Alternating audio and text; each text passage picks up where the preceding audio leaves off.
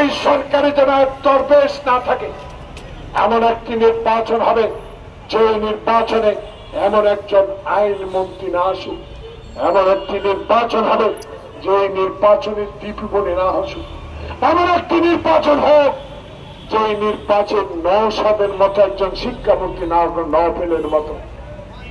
বন্ধুগণ, ডক্টর মোহাম্মদ ইউনূস আপনার কাছে আমাদের স্বচ্ছ দাবি একটা, আমরা আপনার বিরুদ্ধে নয়, আমরা আপনার একজন সমর্থক। আপনার কাছে আমরা এমন কিছু চাই না যেটা দিয়ে আমরা অর্থবান হব, সেই নিয়ে আপনার কাছে তদবির করে আমরা সম্মানে প্রমাণ হব, আমরা বদ্ধ মুর্শিদ হব, দুর্নীতিবাদ মুর্শিদ হব, এমন কিছু আপনার কাছে চাই না। আমরা চাই আমাদের বুক ভরা আশা, আমাদের ইলিয়াস আলী বন্ধু আমাদের মাঝে নাই, আমার বন্ধু কমিশনার চৌধুরী আলম আমার কাছে নাই, সালাউদ্দিনের মতো লোককে আজকে বছরকের বছর বিদেশের মাটিতে গুম করে রেখে দিয়েছিলেন, এমন আশা আমরা আর আপনার থেকে করতে চাই না। এমন সরকার আসুক যেই সরকার আবারও হাসিনার মতো ফ্যাসিস্ট হোক।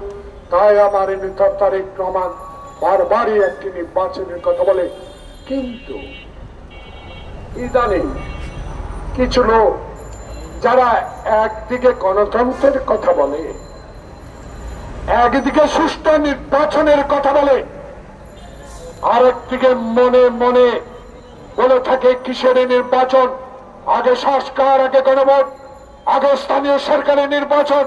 এইসব তালবানা করে হাসিনার ফ্যাসিস্টদেরকে আবার ক্ষমতায় রাখার যে অবস্থা সৃষ্টি হচ্ছে তার এই ইঙ্গিত দান করছে জনগণ বলা শুরু করেছে। এই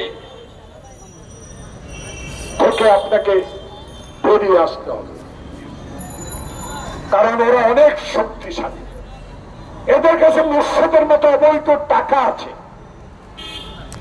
এদের কাছে সালমানের রক্ষিত টাকা আছে, এদেশের আইনমন্ত্রীর মতো পরিবারের কাছে টাকা আছে।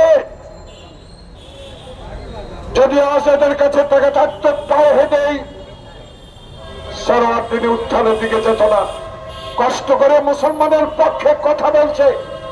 কিন্তু আপনার আওয়ামী লীগের ফ্যাসিস্ট মন্ত্রীরা জেলখানায় নাকি খাতে তোষকে শোয়, বাইরে থেকে ভালো খাওয়ার যায়, সব কিছু আমাদের জানা আছে।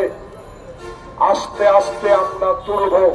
তাই আমাদের এখন দাবি আর সময় ক্ষেপণ নয়, মুর্শিদের বিচার হতে হবে, সালমানের বিচার হতে হবে। আইন